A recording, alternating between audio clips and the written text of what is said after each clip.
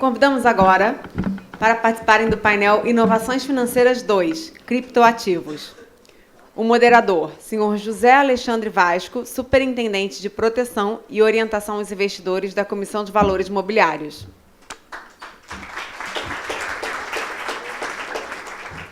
Senhor Vasco é graduado e mestre em Direito pela Universidade do Estado do Rio de Janeiro, com MBA em Finanças pela FGV-RJ. Como palestrantes, convidamos senhora Ingrid Bart, diretora da Associação Brasileira de Fintechs, AB Fintechs.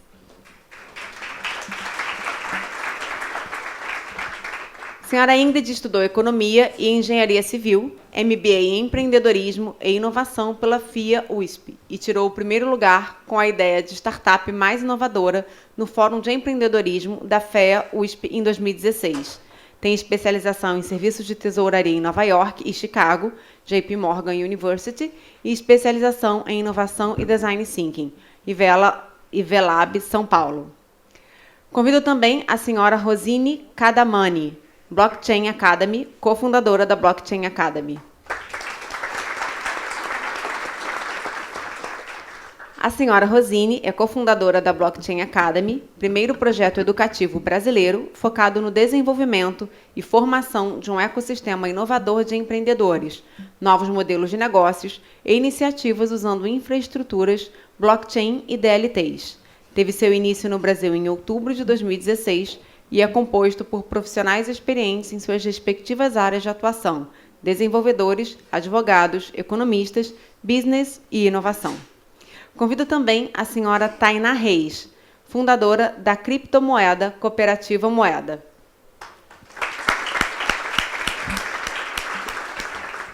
A senhora Tainá é autodidata em múltiplas linguagens de programação e cursa mestrado em Políticas Públicas Internacionais e Governança em Meio Ambiente pela Graduate Institute, Geneva, Suíça. Fundadora e CEO do grupo Moeda Semente, uma fintech de fomento que utiliza tecnologia de blockchain para a transformação econômica social, reconhecida pela Forbes entre os 12 jovens empreendedores mais inspiradores em 2018 e lideranças em blockchain no Brasil. Em 2019, tem como propósito de vida humanizar finanças e distribuir impacto. O senhor Glauco Cavalcante, BLP Asset, fundador e CEO partner da BLP Gestora de Recursos LTDA.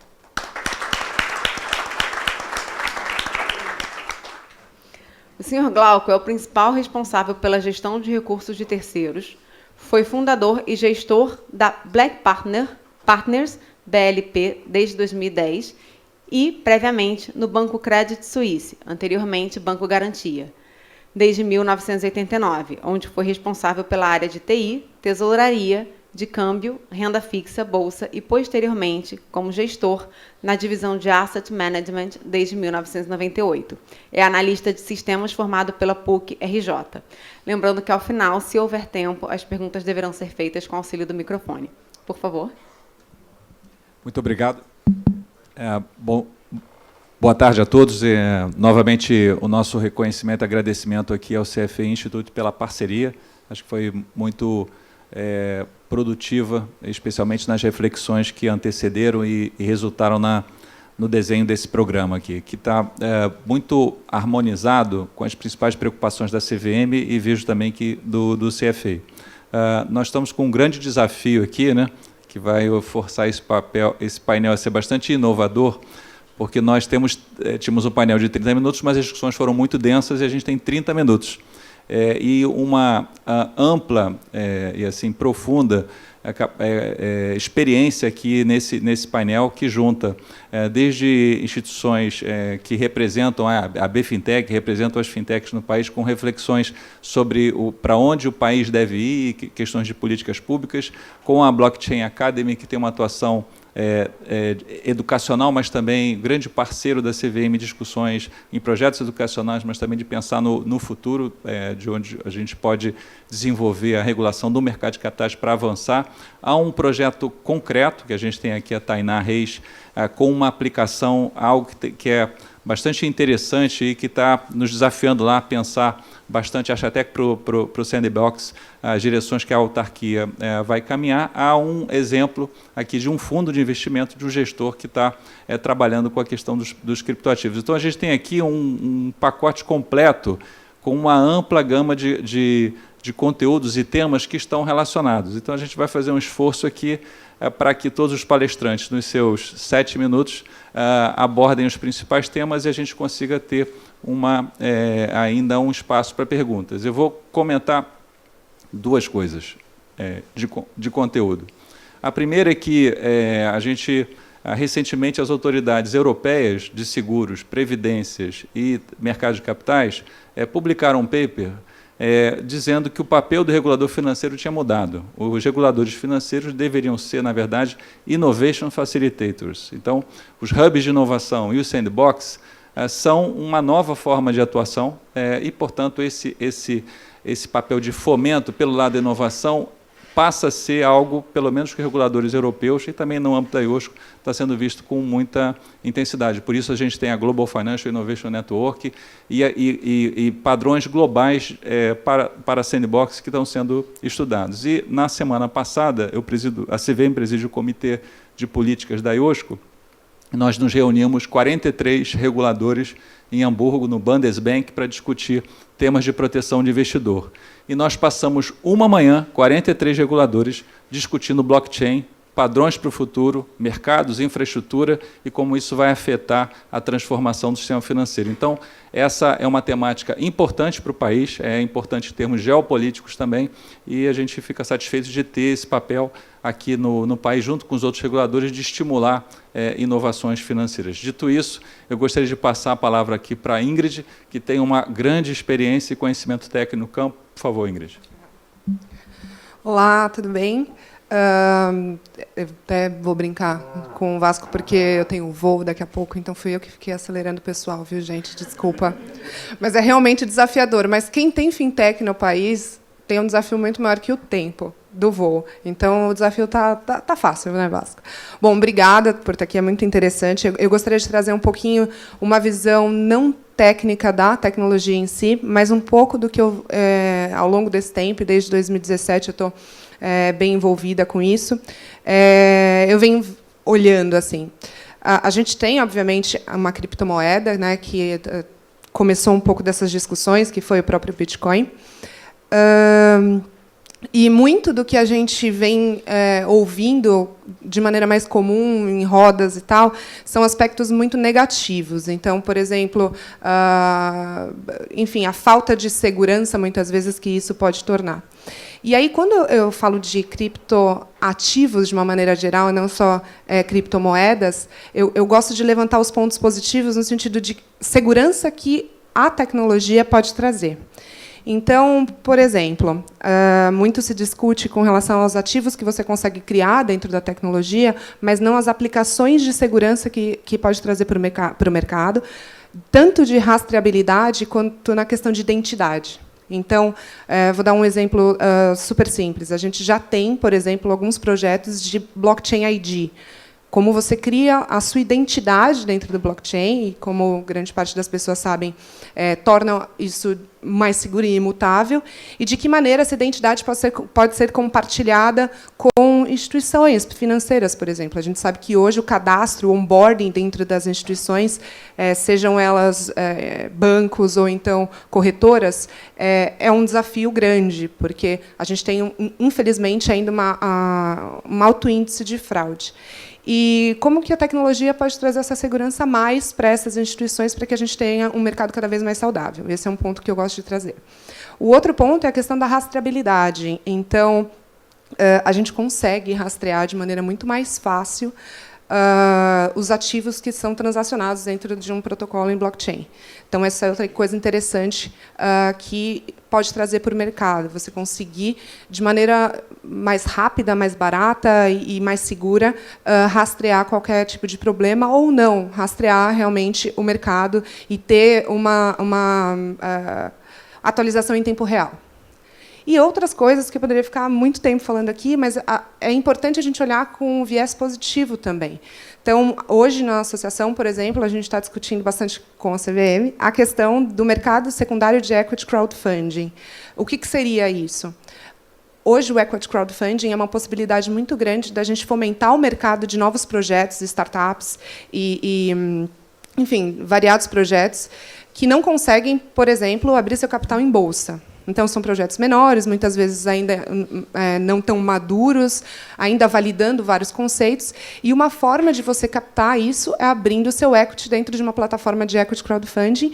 E isso é uma coisa super interessante, porque abre para o projeto uma possibilidade maior de funding e abre para o mercado uma possibilidade de investimento nova, que muitas vezes pode ser superior aos retornos que a gente tem no mercado financeiro tradicional hoje, e em tickets muito menores. Então, existem, por exemplo, projetos de equity crowdfunding que você pode começar a investir a partir de R$100, R$500. Então, você também abre o mercado de investimento para grande parte da população que hoje tem um ticket menor. E hoje você já consegue, por exemplo, emitir esses projetos, emitir essas ações, esses equities, num token. Então, vou usar, que não é meu esse termo, mas vou pegar emprestado, vira um chaveirinho do token que você está criando. Token é basicamente esse ativo que você tem direito quando você faz esse investimento. E quando a gente pensa, por exemplo, em criar um mercado secundário de equity crowdfunding, obviamente que pensando em todas as questões de segurança envolvidas, como, por exemplo, QAC, onboarding, prevenção à lavagem de dinheiro, você pode gerar a oportunidade de criar pequenas bolsas de valores dentro dessas próprias plataformas, que precisam de uma autorização específica da CVM, que cumprem regras específicas, e são regras que são para segurança. Então, as possibilidades elas são bem animadoras, e possibilidades, de fato, de gerar melhor experiência do usuário, melhor acesso ao sistema financeiro, melhor segurança, inovação e, com certeza, gerar uma competição saudável para o mercado brasileiro.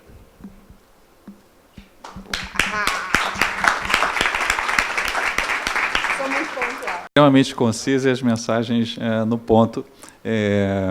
Obrigado aí pelas considerações. A CVM tem um acordo com a BFintex e no ano passado não, né? Esse ano a gente fez na IOSCO, em Madrid, com a BFintex, a gente reuniu as associações de fintechs da América Latina e também da Espanha, e fizemos um encontro lá na IOSCO para discutir o tema. Eu espero que inclusive, a IOSCO, em algum momento, as associações de fintech possam participar, assim como os autorreguladores também participam. Eu queria passar a palavra agora à Rosine, uma grande inspiração em blockchain e uma fonte de aprendizado para a gente lá no Lab de Inovação Financeira da CVM. Ela tem uma atuação educacional forte, mas é também, eu acho, que uma grande pensadora e com várias sugestões e propostas que visam aí o desenvolvimento da tecnologia e da inovação financeira no país. Eu estou muito satisfeito de contar com você nesse painel, então vou passar a palavra. Obrigada, Vasco. Muito honrada por essa apresentação, porque do meu lado também vejo você como uma inspiração, sem dúvida, como uma referência entre representantes de autoridades. Não sei quanto que vocês conhecem sobre Bitcoin, blockchain, e também não é o momento da gente entrar muito em detalhe. Mas eu vou começar dizendo para vocês que Bitcoin é um projeto completamente disruptivo e com muitos elementos de revolução. É o primeiro projeto de dinheiro que não passa por um Estado e que pegou no mundo inteiro. Não tem característica de moeda, não importa. Dá para fazer muitas trocas no mundo inteiro sem passar por um Estado, e mesmo que o Estado imponha uma restrição, a gente ainda pode trocar Bitcoins. Esse é o projeto original, criado em 2008. A partir de então, o mercado criou inúmeras derivações e variações desse projeto. Intermediação de compra e venda de Bitcoin, utilização para outros projetos, aproveitando-se das características tecnológicas, trazendo eficiência, transparência, segurança ou não. E tudo isso é um nível abstrato de discussão. A maior parte do que eu estou falando ainda é potencial e está sendo explorada pelo mercado no mundo inteiro, com investimentos multimilionários. No nível básico, na prática, muita gente está sendo enganada com promessas de retorno financeiro, com promessas de rentabilidade e até com promessas de projetos mirabolantes, como se a gente tivesse descoberto algo fora do normal. Além do blockchain, além do Bitcoin, tantas outras tecnologias estão sendo discutidas, como inteligência artificial, como explorar dados e assim por diante. Estamos numa era exponencial em que todos os dias descobrimos algo novo, não necessariamente algo de valor. A tecnologia está aberta e os jovens podem contribuir tanto quanto as pessoas mais experientes no mercado. E é nesse mundo, nesse contexto, que a gente está aqui no Rio de Janeiro, com 2 players tão relevantes para o mercado de capital brasileiro, né? A Autoridade, CVM, mercado de capitais, perdão, e o CFA, representantes profissionais focados em investimento. O que tem de importante para a gente levar daqui? Esse desafio, primariamente. Mas também, mais do que muitas respostas, a gente tem que sair daqui inspirado e com a cabeça plugada nesse novo momento da humanidade. Como sair desse desafio? Como superar esse desafio da gente achar o equilíbrio entre inovação e segurança do investidor? Está aqui o Vasco, representante da proteção dos investidores no Brasil. Não tem uma resposta pronta, mas tem 2 pilares em que eu tenho me baseado bastante para acreditar que deveriam ser os pilares perseguidos por todo mundo que deseja, assim como eu, esse ponto de equilíbrio de maneira saudável. O primeiro deles é a informação. Nós temos que nos educar diariamente sobre tudo.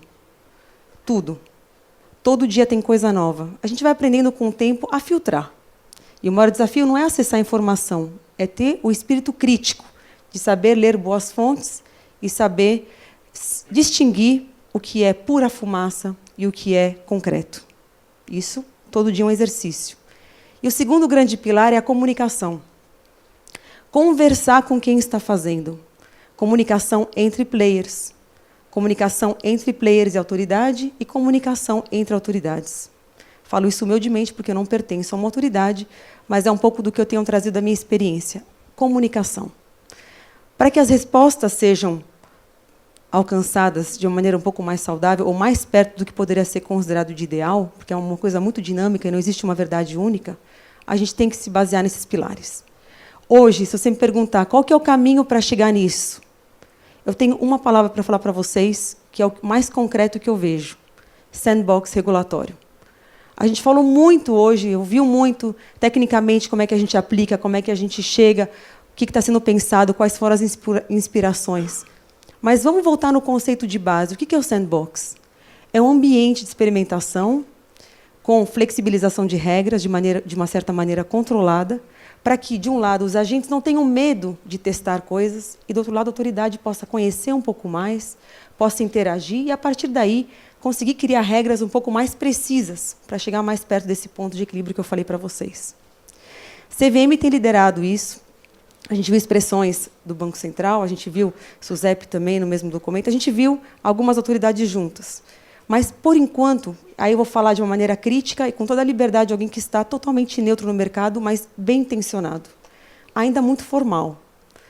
Eu desejo, eu sonho, eu espero que todo mundo, essas autoridades, e vocês todos são aqui que são influentes de uma certa maneira, em várias frentes no mercado ou frente a autoridades, que olhem para isso de uma maneira mais concreta. Como é que a gente pode ter as diferentes cabeças pensantes desse país integradas, pensando em conjunto?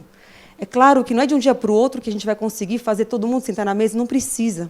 Que o sandbox seja um ambiente onde cada autoridade possa mandar 1 ou 2 representantes, um técnico, alguém que entende de mercado, e interagir mais com esse mercado, para que a gente possa, de fato, alcançar a transversalidade de todas essas temáticas. O Yazbek fez uma exposição que eu achei muito bacana. Ele falou de caixinhas. Não tem mais caixa CVM, não tem mais caixa Banco Central, não tem caixa. Como é que todo mundo interage? E como segunda etapa, provoco vocês para pensarem como é que são criadas regras transversais também com outros agentes, não apenas no ambiente administrativo, mas com o judiciário, com os policiais. Como é que a gente pode criar regras integradas para que a gente possa, de fato, alcançar de uma maneira mais efetiva os desafios da velocidade e da exponencialidade que a gente está vivendo. Obrigada.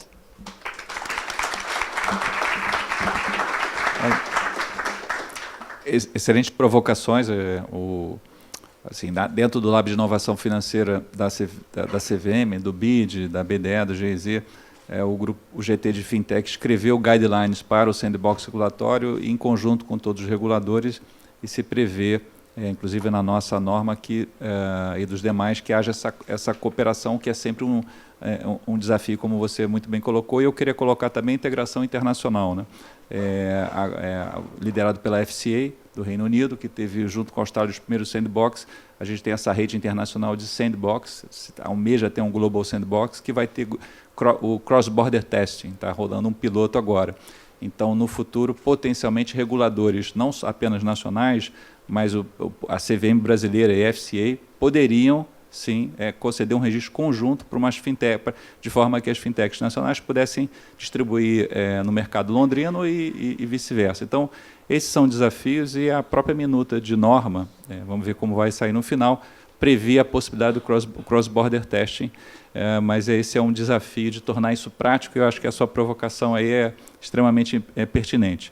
E aí eu queria passar, então, para a Tainá. A Tainá está aqui convidada porque, não apenas pelo projeto, que é belíssimo o projeto, a história, enfim, mas pelo que ele representa, como outros, e talvez represente outros, nessa fronteira entre impacto social e blockchain, né? Há várias discussões no Lab desse gap de 10 milhões a 300 milhões, onde é muito difícil fazer funding, o papel que a tecnologia poderia ter, então, para suprir, sejam as plataformas de crowdfunding, sejam outros desenhos, e dentro especificamente da área de impact investing, do GT de impacto social, essa é uma das grandes questões, como levar o funding para projetos que vão ter ali uma necessidade de financiamento menor, não é um projeto para 500 milhões, não é para uma oferta de 1 bilhão, mas que tem alto impacto social. Então, a gente viu lá no Lab que essas agendas, a dos ODS e a de Fintech, estão altamente relacionadas, especialmente num país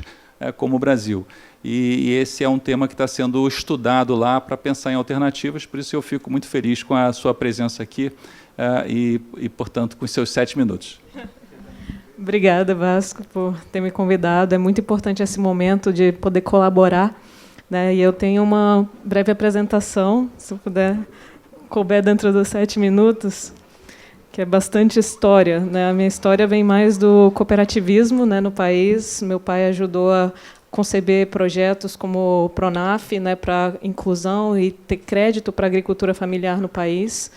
Né, e eu vejo e vi no blockchain essa grande crise da confiança. Né? Então, para você confiar em poder fazer uma doação, em fazer um investimento em uma pessoa que está do outro lado até do mundo, né, ou distante da sua realidade, está numa área rural, não está numa cidade, você precisa desses dados. E você precisa que eles, né, vê para crer, né, trust but verify. Você quer ver os dados e comprovar que aquele dinheiro realmente que você doou ou que você investiu realmente causou aquele impacto, né, teve aquela geração do emprego e renda, que é o mais importante, né, para a gente fazer uma grande transformação. Né. Então, você passar de uma tecnologia, né, centralizada, descentralizada, até você ter algo mais democrático, isso o blockchain trouxe muito, porque você consegue dar uma responsabilidade, né, a quem efetivou aquele dado, né, e você consegue ir atrás e ver e realmente calcular, né, o impacto, seja ele financeiro, seja ele econômico, ou seja social.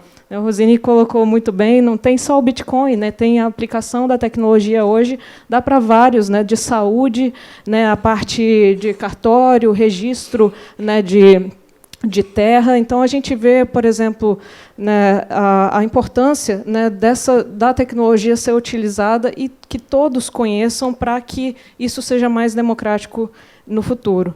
Então, no mundo, se a gente primeiro, ter uma identidade digital, né, foi comprovado que a gente conseguiria, se alguma pessoa, né, ter a identificação digital e ter a rastreabilidade, o digital trace dela na economia, a gente conseguiria cruzar, né, benefícios do governo e cruzar uma série de outros benefícios que impactaria no PIB, né, só no PIB do Brasil, numa pesquisa que foi feita, 13% a gente aumentaria só de saber que a pessoa existe.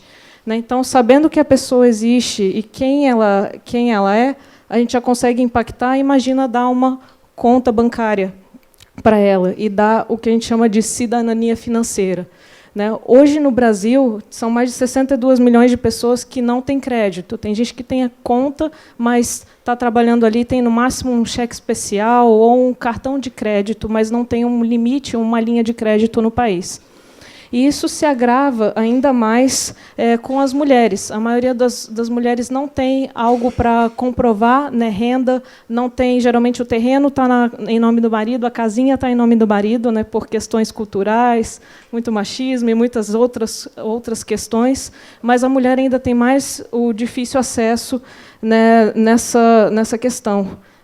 Então, você vê nesse cenário e na área rural ainda é mais difícil o acesso. E a gente tem na agricultura familiar programas como o Pronaf, que ainda por ser um dos maiores programas que disponibiliza crédito, ainda não consegue acessar nem 15% do total da agricultura familiar no Brasil. Então, assim, tem muita gente que ainda está carente de ativos e de outras possibilidades e opções e oportunidades que não existem hoje.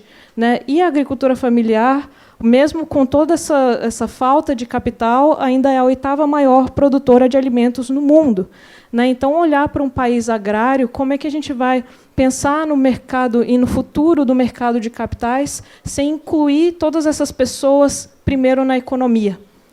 Então, é importante, sim, dar primeiro essa cidadania financeira para que elas tenham a oportunidade, né, de acessar capital e também, né, de investir e acessar um mercado que pode estar não só no Brasil, mas no mundo. Tem um mundo para você conseguir comercializar. Então, aqui tem os dados, né, 6 em cada 10 desbancarizados são mulheres. Então, como incluir, como colocar a educação financeira desde o princípio, né? É o que a gente vai trabalhar também juntos para que todos, né, desde criança, você saiba, né, ser empreendedor também, né, se virar, porque a gente vê que a economia está cada vez mais informal, o mercado está cada vez mais difícil. Você tem, né, a própria Goldman Sachs falou semana passada que todos os clientes estão se preocupando com uma possível recessão e estão fazendo planejamento baseado numa recessão. Então, como é que a gente começa a pensar, né, em incluir as pessoas e pensar como se planejar para uma recessão, todos esses brasileiros que vão ser afetados e não estão incluídos agora?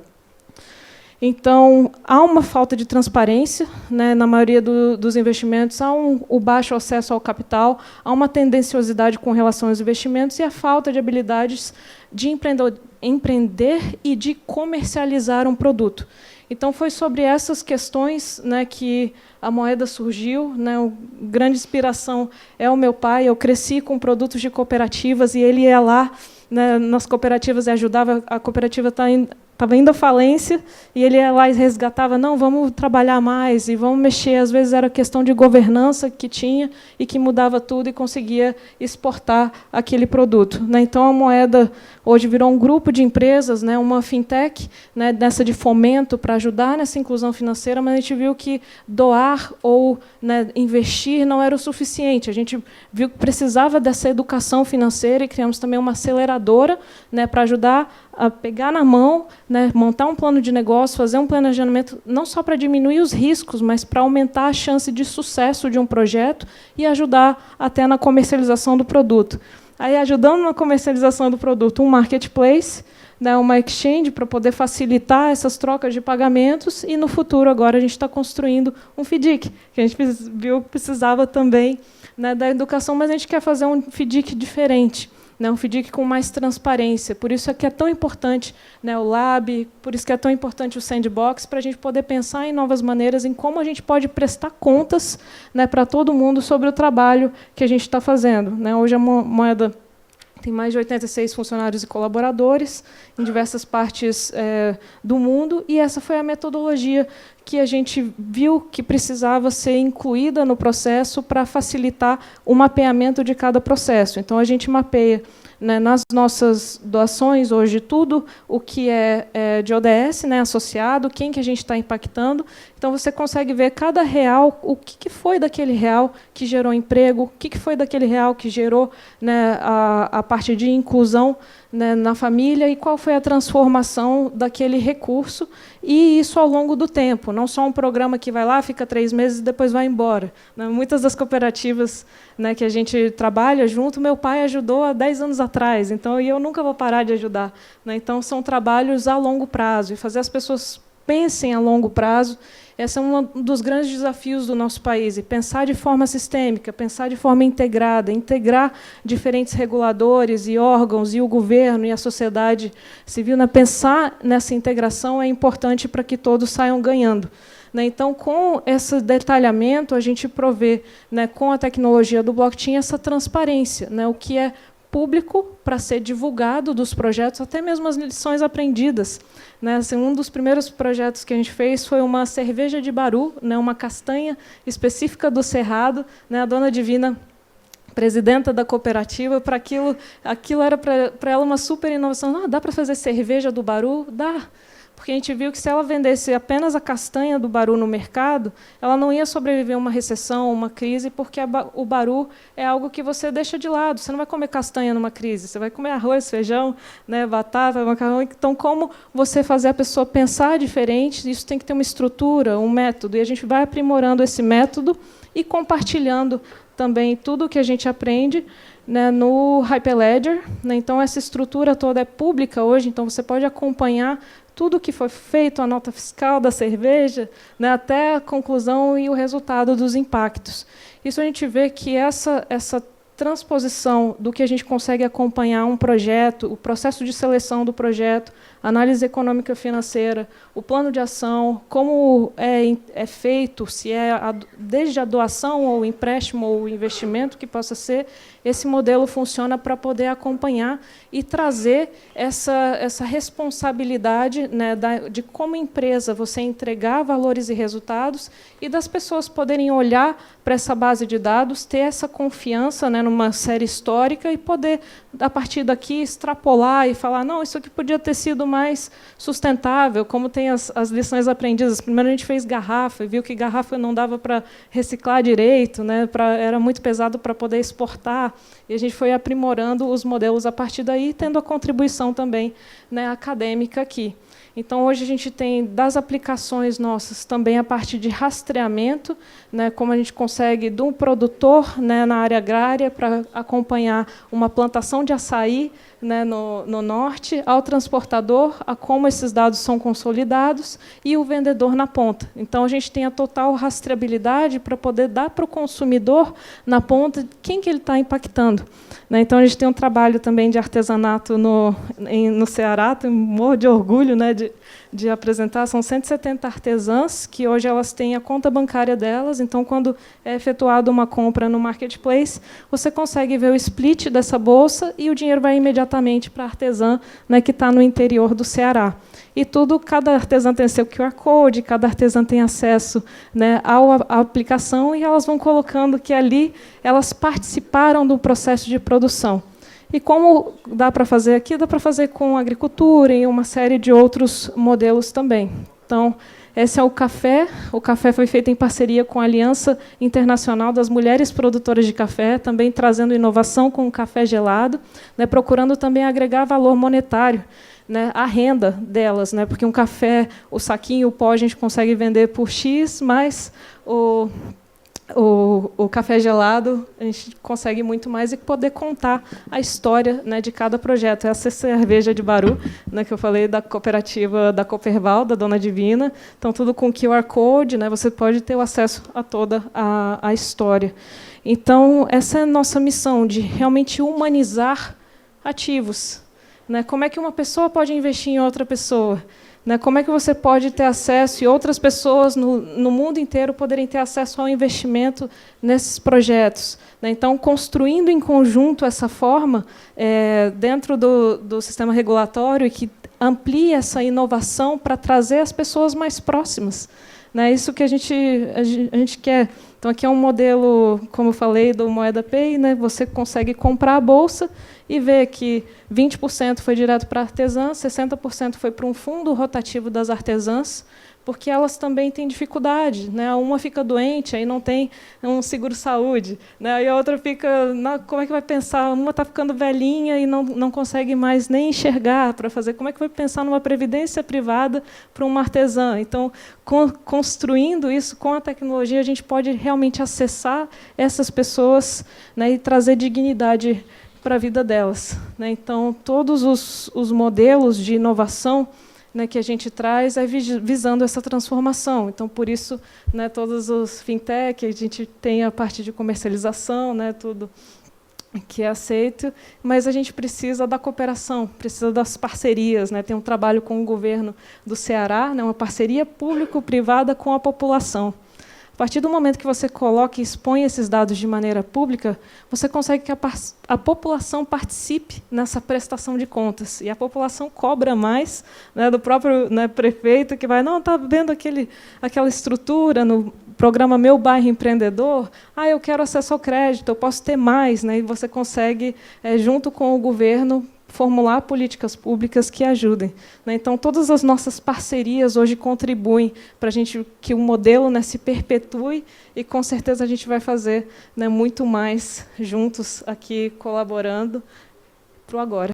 Tem aqui um grande potencial pelo impacto social, mas também pela transparência. E o que a gente ouve, especialmente das instituições, a dificuldade de algumas instituições estão tendo de captar novos clientes dessas gerações mais novas, onde há um interesse cada vez maior por investimentos de propósito. Então, acho que a tecnologia tem esse papel, sim, e vai ajudar muito a trazer sentido para o investimento para aqueles que procuram, o que nos parece que é um caminho aí, inevitável para as próximas gerações. Eu queria passar, então, a palavra agora ao Glauco, porque a gente tem aqui uma questão bastante importante de mercado, que a gente está falando de criptoativos, e, enfim, eles tiveram aí o primeiro fundo, né, de investimento que tem aí uma atenção específica a criptoativos, que certamente é o futuro aí, do sistema financeiro. Por favor. Bom, boa tarde. Eu vou tentar ser rápido, eu tenho uma apresentação grande, mas, segundo as instruções normativas da CVM, eu vou mostrar só apenas 4 slides.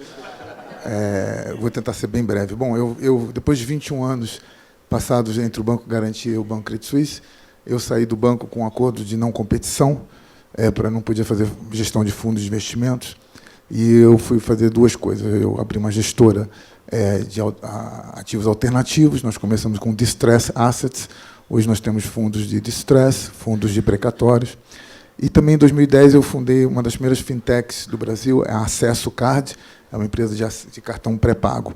Eu fundei com alguns sócios, onde eu tive o privilégio, em 1998, de fazer a primeira home broker do Brasil, que foi a NetTrade, que depois se transformou Patagon e depois o Santander. E nós fomos tocando isso ao longo do tempo, até que um dia o presidente dessa fintech, o Bernardo, veio para mim, me procurar no escritório, falou que estava indo embora, uma coisa mais excitante, que era uma bolsa de Bitcoin. Falei para ele que ele estava maluco e que ele ia ser preso e que isso era absurdo. Eu já tinha ouvido vários bons amigos me deram um péssimo conselho de não comprar Bitcoin a $100. Eu não comprei, porque isso era coisa do demônio. Mas, depois disso, o Axel, que é meu sócio hoje, que trabalhou comigo no banco também, foi do BTG, foi do Santander, e dedicou um tempo, a vida dele, 1 ano, ele foi para o exterior, ele foi cativado pelo ecossistema, e ele me convenceu e me explicou o que era isso. Então, eu vou tentar aqui, em 2 minutos, tentar mostrar 3 insights que eu tive para fazer o primeiro fundo de criptoativos do Brasil. O primeiro insight, para mim, foi o FBI. Eu falo isso realmente de verdade, porque eu soube que o FBI tinha pego uns caras do Silk Road, que vendiam drogas e armas na Deep Web, prendeu os caras através da rastreabilidade, como o pessoal falou. Esses caras foram presos, o FBI pegou os bitcoins do cara, e o que ele faz? Quando a polícia pega drogas, bota numa mesa, né, tira as fotografias, queima, e depois ela queima. E o FBI não fez isso. O FBI fez um leilão de bitcoins. Ele vendeu o Bitcoin. E aí me caiu a ficha. Olha, se o FBI pode vender, então eu posso comprar. Então, esse foi o meu primeiro insight. O meu segundo insight foi o Japão, em 2017, em abril de 2017, que deu curso livre ao Bitcoin. E por que isso é um insight importante? Porque é um pouco, faço um paralelo com a calça jeans, né? O Rafael estava de calça jeans aqui, né? Eu não estou de terno, né? Mas quando alguma coisa, muita coisa eu ouvia de Bitcoin, de criptos, como contracultura, anarquista, abaixo os bancos. Aliás, o Bitcoin nasceu em 2008, como o Rosine falou muito bem, 2009, desculpa, logo depois da crise de 2008, quando ninguém acreditava em nada. E essa é a palavra próxima, que é trust, né? Então, era uma coisa... E eu percebi o seguinte, que, na realidade, quando vem uma inovação tecnológica, e muita gente faz essa crítica em relação às criptos, é uma solução em busca de um problema, né? E investidores não gostam disso. A primeira regra do bom investidor, ele falou assim, primeiro eu quero ver o problema que vai ser solucionado, né? E aqui é um pouco não, é um pouco até, primeiro veio. Então, um pouco como a radiologia, que ninguém sabia para que servia aquele negócio, a própria lógica booleana, que hoje é todo o princípio dos computadores, ninguém sabia para que funcionava aquele negócio, mas o Bitcoin nasceu junto com a ideia do blockchain, e eu vou tentar em 2 minutos mostrar onde é que está o ovo do Colombo e a reversibilidade disso. Então, muita gente batia muito nisso, falava assim, não, mas o dólar não vai acabar, os países não vão abrir mão de política monetária, os reguladores não vão abrir mão das suas securities. Isso tudo é verdade. Então, esquece esses anarquistas. A primeira bolsa de Bitcoin que eu fui, os caras estavam todos tatuados de Bitcoin para cá, para lá. Isso é realmente assustador. Mas eu percebi, na minha opinião, foi que quando o establishment, e o establishment eu divido governos e corporações, perceber que não só é inexorável o ovo que está de pé, que é o blockchain, como também ele pode se utilizar disso, então isso caiu a minha ficha. Tá? O Japão é um país de 220%, 250% endividado no PIB, que já pratica juros reais negativos há 20 anos, juros nominais agora negativos. Ele olhou e falou o seguinte, vocês querem fazer comércio, vocês querem usar o Bitcoin, que é uma moeda que não é meu passivo, eu não tenho nada a ver com isso. Eu não tenho nada a ver com o Bitcoin, eu não vou emitir Bitcoin, não venham me cobrar depois o que se trata esse assunto. É uma moeda que não é controlada pelos meus amigos, que é os Estados Unidos, também não é controlada pelos inimigos, que é a China. Então, vamos ver o quanto funciona isso. Isso é uma coisa interessante. Muitos diretores de Banco Central, já conversei com vários deles, economistas, vêm me perguntar, talvez um pouco, 5%, 10%, 1% da base monetária mundial, num tipo de ativo como esse, ou moeda, como a Rosine colocou bem, é moeda, né? Isso é irrelevante agora, né? Talvez seja útil. Então, eu acho que é um momento, e aí o ovo de Colombo é a terceira coisa que me colocou em cima disso, mas eu acho, aí fazendo um pouco do nosso peixe, vendendo fundo. A gente fez um fundo simples, o primeiro fundo do Brasil, a gente fez um fundo para investidores profissionais, começamos assim, depois, junto com a CVM, nós viemos acompanhando, tentando fazer a regulação, e aí, em setembro de 2018, veio a regulação da CVM, a gente soltou o nosso fundo para investidores de varejo. É um fundo, eu sou gestor a minha vida inteira, então é um fundo long only, onde eu olho as principais moedas, 80% do meu fundo tem que estar nas principais moedas, top 10, e eu escolho quais são, e 20% eu posso estar em moedas menores, como ICOs. Tá? Eu me lembro muito, na época da internet, as pessoas me perguntavam assim, Glauco, qual o melhor site? Google, Amazon ou Facebook? Tudo era site. Né? Eu quero investir em site. Que site é que dá dinheiro? Né? E perguntavam, qual é o melhor dos três? Essa é uma pergunta que hoje todo mundo sabe não faz o menor sentido. Se você me perguntar qual é o melhor site, se um Google é melhor que uma Yahoo, isso sim.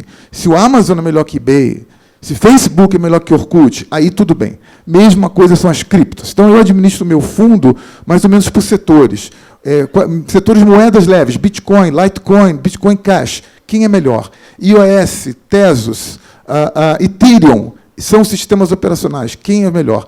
dApps, Decentralized Application. Quais são as aplicações melhores? Hoje, meu fundo já chegou a ter 20 moedas, hoje tem apenas 11 moedas. É um fundo no exterior, em Cayman, que nós fazemos um feeder aqui no Brasil. Eu vou tentar terminar, mas só para tentar explicar onde é que está o ovo de Colombo disso, que eu acho que realmente que é importante. Aqui para frente, desculpa. São 3, tá? Primeiro, assim, eu tento explicar... eu não vou passar isso aqui por as instruções da CVM, tá? Vamos lá. Mas o que é? O blockchain ele é um cartório digital. Gente, essa palavra, no trust. Você escreve num cartório. Então, eu vou vender meu apartamento para Tainá, tem 3 pessoas só na sala.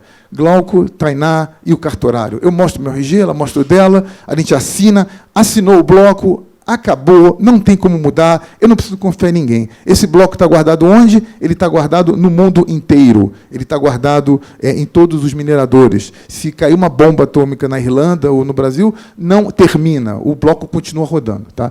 Então, isso se deve ao poder computacional. E o que é esse bloco? Por que é tão eficiente o blockchain? Apenas 3 coisas. Tá? Eu vou passar e vou logo pintar ela, senão o CVM vai me pegar aqui. Deixa eu só fazer... Só essas 3 coisas que é realmente importante. Desculpa.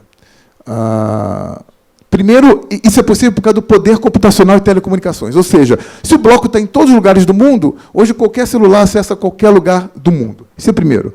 Número 2, open source. O que é open source? O programa-fonte, gente, isso é super importante.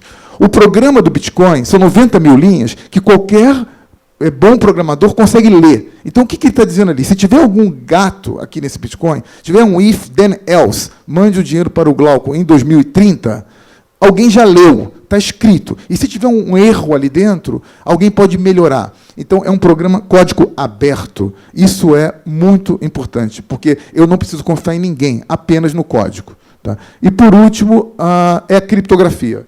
Tá? A criptografia não é uma novidade. A criptografia foi criada em 1960 pela IBM e ela é usada hoje, apenas as funções são mais eficientes matematicamente. Então é isso, terminando, não é nada de novo. Inclusive, quando eu estava na faculdade, se alguém me falasse que em 2020 alguém ia fazer um blockchain, que era um arquivo sequencial com uma indexação primitiva, e isso ia revolucionar o mundo, eu ia cair surpreso. Porque, realmente, o poder da simplicidade é tão grande, é tão perfeito, é tão seguro, que permite a gente fazer esse milhão de aplicações que a gente tem hoje. Só isso. Tem perguntas para esse painel, então a gente vai conseguir terminar e deixar vocês aí, antes do almoço, com 1 hora regulamentar, com esse conteúdo aqui excepcional que a gente conseguiu reunir nessa mesa. Eu queria agradecer e pedir que vocês se juntassem a mim numa salva de palmas, agradecendo aos palestrantes.